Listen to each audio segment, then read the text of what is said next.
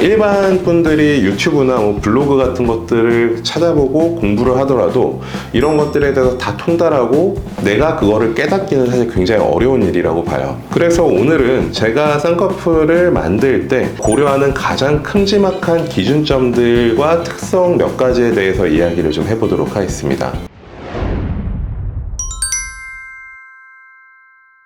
안녕하세요. 저는 스타트 성형외과의 전문의 한마름 원장입니다. 자, 오늘은 쌍꺼풀 수술을 할 때 나에게 가장 자연스러운 쌍꺼풀이 어떤 것인지, 혹은 가장 자연스러운 쌍꺼풀을 찾아가는 과정에 대해서 설명을 해볼까 합니다. 성형외과의 내원에서 쌍꺼풀 수술에 대한 상담을 할 때는 보통 이제 내원한 분이 직접적으로 원하는 모양의 사진이나 혹은 선호하는 눈이 있는지, 혹은 또 어떤 부분을 개선하고 싶을지 여쭤보고 저희가 진찰을 한 다음에 이런저런 설명들을 하는 과정을 거치게 되는데요. 사실 진찰 과정은 라인을 직접적으로 만들어 보면서 이제 확인을 해보고, 상담자가 원하는 눈이 본인에게 직접적으로 만들어지기 위해 추가적으로 필요한 수술이 있는지, 이제 또 원하는 눈이 어울리지 않는다면 그 이유를 설명하고 대안을 제시하기 위해 진찰을 하게 되는 거거든요. 사실 이 과정 자체는 굉장히 이론적인 지식과 수없이 많은 경험들이 쌓여야만 할 수 있는 일이기 때문에 일반 분들이 유튜브나 블로그 같은 것들을 찾아보고 공부를 하더라도 이런 것들에 대해서 다 통달하고 내가 그거를 깨닫기는 사실 굉장히 어려운 일이라고 봐요. 그래서 오늘은 제가 쌍꺼풀을 만들 때 고려하는 가장 큼지막한 기준점들과 특성 몇 가지에 대해서 이야기를 좀 해보도록 하겠습니다. 자, 먼저 우리 속눈썹 바로 위에는 이제 건판이라고 불리는 하얗고 단단한 이제 연골같이 생긴 게 있습니다. 우리가 눈을 이렇게 뒤집어 보면 눈 위에도 있고 눈 바로 아래에도 있거든요. 좀 하얗게 생겼고요. 자세히 보면 가운데가 가장 두껍게 생겼고 바깥쪽으로 갈수록 살짝 얇아지게 생겼어요. 쌍꺼풀이 태어났을 때부터 있는 사람들의 쌍꺼풀은 대부분 이 건판이라고 불리는 연골 위에 테두리를 따라서 생기게 됩니다. 이 건판의 높이가 사실 가장 나에게 자연스러운 쌍꺼풀이다 라고 생각을 하셔도 될 것 같아요. 근데 쌍꺼풀이 없어서 쌍꺼풀 액이라든지 혹은 테이프를 써서 그냥 쌍꺼풀을 만들고 다니는 어린 친구들이 많거든요.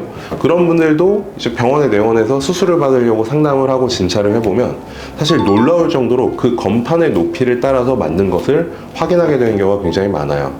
사실 이 건판의 높이가 한국인에서 평균적으로 한 7mm에서 높게는 한 8에서 9mm 정도 되거든요. 그래서 이제 우리가 쌍꺼풀을 찝을 때 7mm가 자연스럽다, 8mm가 자연스럽다 라는 이야기가 나오는 원리도 사실 이 건판의 높이에서 비롯된다라고 보셔도 될 것 같습니다. 그래서 크거나 화려한 쌍꺼풀을 원하는 여성이 있다든지, 혹은 이제 남성분들 같은 경우에 보통 쌍꺼풀이 없기를 원하는 남성분들이 굉장히 많거든요.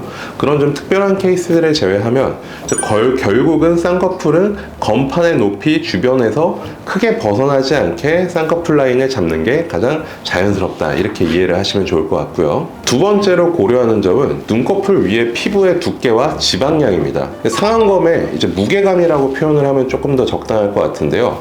피부가 두꺼울수록 지방량이 많을수록 쌍꺼풀을 만들었을 때 굉장히 어색하고 좀 인상이 강해지는 것 같기도 하고, 쌍꺼풀이 있더라도 조금 더 매력적이지 못한 눈매를 갖게 되는 경우가 많거든요. 사실 이제 백인과 아시아인의 눈 모양에 있어서 가장 큰 차이라고도 볼 수 있는데요. 기본적으로 백인들은 평균적으로 피부가 굉장히 얇고요. 눈 위에 지방종이 또 굉장히 적은 특성을 갖고 있어요. 그렇기 때문에 이제 서양 여성분들의 쌍꺼풀은 굉장히 시원하고 확실하게 깊은 눈으로 나타나는 경우가 많습니다. 쌍꺼풀이 없는 여성도 수술을 하게 되면 굉장히 시원한 아웃라인의 쌍꺼풀을 갖게 되죠. 상안검에 무게감이 많은 상태로 쌍꺼풀을 만들게 되면 반대로 이제 답답하고 무게감 자체가 또 눈두덩이 쪽으로 옮겨가는 경향이 있기 때문에 더 무거운 듯한 쌍꺼풀이 되는 거거든요. 그래서 이런 경우에는 가급적 건판 기준으로도 조금 더 낮은 라인의 속쌍꺼풀이라든지 얇은 쌍꺼풀을 만드는 게 중요하다고 생각하고요. 지방 조직이 많다면 지방을 좀 더 빼줘서 좀 가벼운 느낌을 만들고, 피부가 처져서 생긴 무게감이라면 리프팅을 한다든지 혹은 눈썹 확어상을 통해서 무게감들을 줄여주는 게 굉장히 중요하다고 생각을 하고 있어요. 세 번째로 고려하는 점은 바로 몽고주름인데요. 이제 어쨌든 몽고주름이 있기 때문에 쌍꺼풀이 시원하게 안쪽으로 뻗어나가는 것을 막게 되거든요. 몽고주름이 강한 경우에는 쌍꺼풀을 아무리 높게 높여서 수술을 하더라도 이걸 다 무시하고 그냥 몽고주름에 따라서 쌍꺼풀을 그냥 다 덮여버린 경우도 있고요. 우리가 예상하지 못했던 격주름 같은 것들을 만들게 되는 경우가 많아요. 자, 그래서 이제 몽고주름을 해결하는 악트인과 같은 경우에는 답답하지 않은 쌍꺼풀을 만들기 위해서 반드시 동반되어야 되는 경우도 생기는 경우가 많습니다. 자, 오늘은 나에게 어울리는 쌍꺼풀 라인과 고려해야 될 특성에 대해서 좀 알아보았는데요. 이제 너무 복잡하게 생길 거 없이 쌍꺼풀 수술을 위해서 병원을 예약하셨다면 일단 내 눈을 거울로 한번 보시고요. 눈의 무게감이 어떤지, 혹은 몽고주름이 있는 것 같은지, 있으면 좀 강한 것 같은지 한번 판단을 해보셔도 좋을 것 같아요. 이 정도만 해보시더라도 나한테 조금 화려한 눈도 어울리겠는데, 혹은 나는 자연스러운 쌍꺼풀을 만드는 게 좋겠다 정도도 확인이 가능합니다. 그런 상태에서 병원에 내원하셨을 때 의사와 이야기를 하게 된다면 조금 더 같은 설명을 듣더라도 훨씬 더 깊은 이해를 할 수 있을 거라고 생각을 합니다. 더 궁금한 점이 있으시다면 유튜브 댓글을 달아주시면 제가 직접 답변을 달아드리도록 하겠습니다. 지금까지 스타트 성형외과의 한바름 원장이었습니다. 고맙습니다.